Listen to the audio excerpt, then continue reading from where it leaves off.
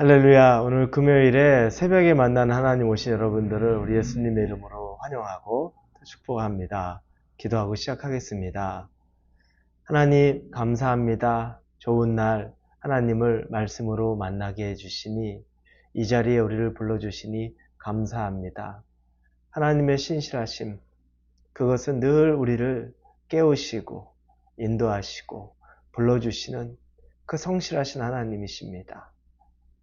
하나님, 이 세상 수많은 사람 가운데 우리를 택하시고 불러주시되 그냥 알아서 살아라라고 방치한 것이 아니라 말씀의 자리를 주시면서 말씀 붙잡고 오늘도 승리해라라고 말씀하시는 그 하나님의 사랑을 붙잡습니다. 하나님, 자녀답게 살고 싶어서 말씀을 받습니다.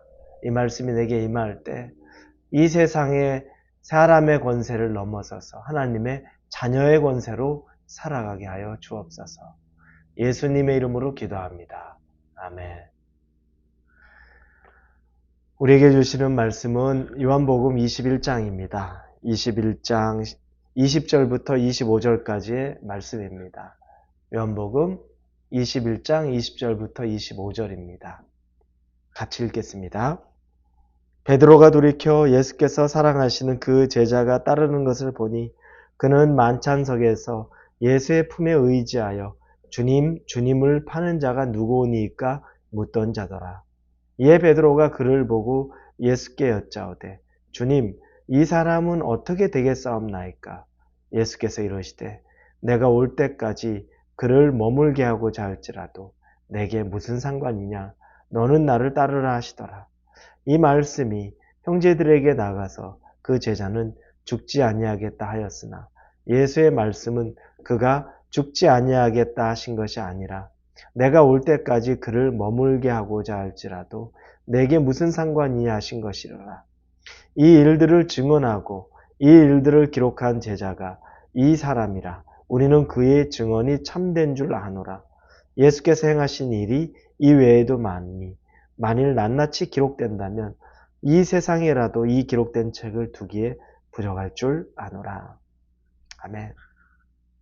오늘은 우리가 요한복음을 보는 마지막 날입니다. 우리가 그동안에 총 60회에 걸쳐서 이 요한복음을 새벽 예배 때 나누었는데 오늘이 마지막 부분입니다. 어제 예수님은 이 베드로를 만나시며 개인적으로 베드로를 치유해 주는 장면이 나왔습니다. 그러면서 베드로에게 그가 앞으로 어떻게 살아가는지, 그가 순교의 제물이 될 것을 암시하는 말씀을 해주셨습니다. 그게 바로 18절에 내가 진실로 진실로 내게 이르노니 내가 젊어서는 스스로 띠띠고 원하는 곳으로 다녔거니와 늙어서는 내 팔을 벌리리니 남이 내게 띠띠우고 원하지 아니하는 것으로 데려가리라. 그러면 19절에 이 말씀을 하시면 베드로가 어떠한 죽음으로 하나님께 영광을 돌릴 것을 가리키심이로라 라고 나옵니다.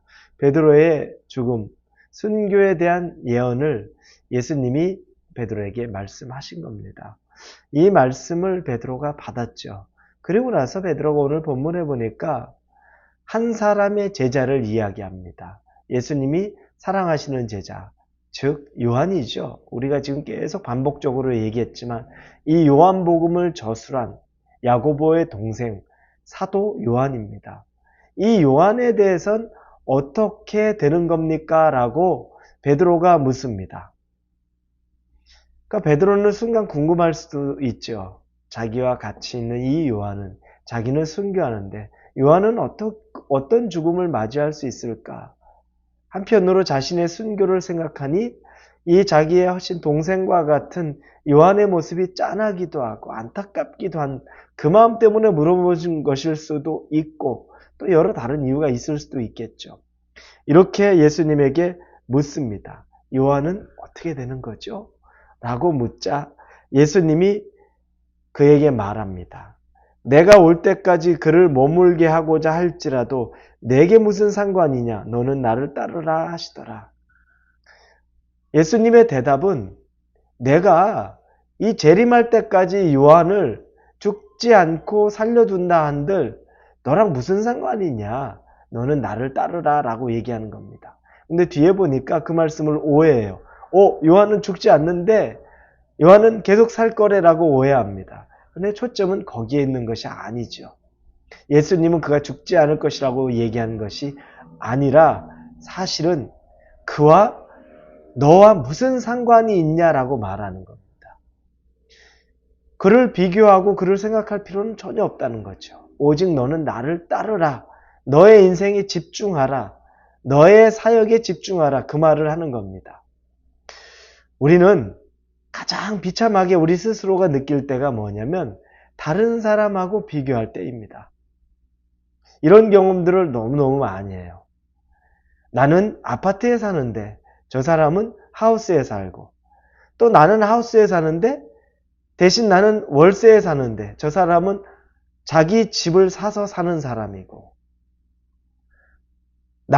저 사람의 남편은 매달 꼬박꼬박 돈을 많이 버는데 내 남편은 별로 못 벌고, 내 자녀는 좋은 학교 못 갔는데 저 옆집에 있는 자녀는 공부 잘해서 좋은 학교 가고, 나는 인물이 별론데 저 옆에 사람은 인물이 뛰어나고.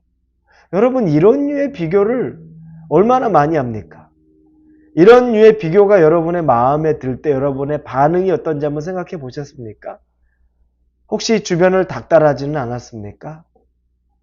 옆집 아이보다 공부를 잘 못하는 내 아이를 닥달하면서 비교하고, 옆집 사람보다 돈 잘 못 버는 여러분의 배우자를 닥달하면서 수치감을 주기도 하고, 여러분 자신이 다른 사람과 생각해서 무능력하다고 생각해서 여러분 스스로를 굉장히 쓸모없는 사람처럼 여기는 것. 이런 일들이 얼마나 많이 있습니까? 큰 회사 다니는 사람, 작은 회사 다니는 사람이 바라보면서 나는 진짜 무능력하고 쓸모없구나. 여러분, 그때 우리는 가장 비참함을 느낍니다. 다른 사람을 상관하지 마십시오. 예수님이 하시는 말씀이 그가 너와 무슨 상관이냐? 너는 너의 인생을 살아라.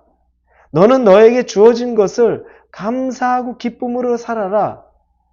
너에게 주어진 것으로 만족해라 라고 말씀하는 겁니다. 달란트의 비유가 있죠.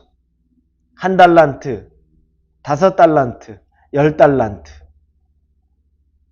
1달란트 받은 사람이 있고 5달란트 받은 사람이 있고 10달란트 받은 사람도 있습니다.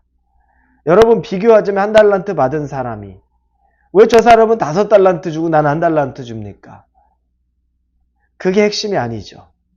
예수님 보는 핵심은 1달란트 받은 사람이 1달란트를 가지고서 그걸 정말 다시 배가해서 열매를 맺으면 똑같은 칭찬을 줍니다.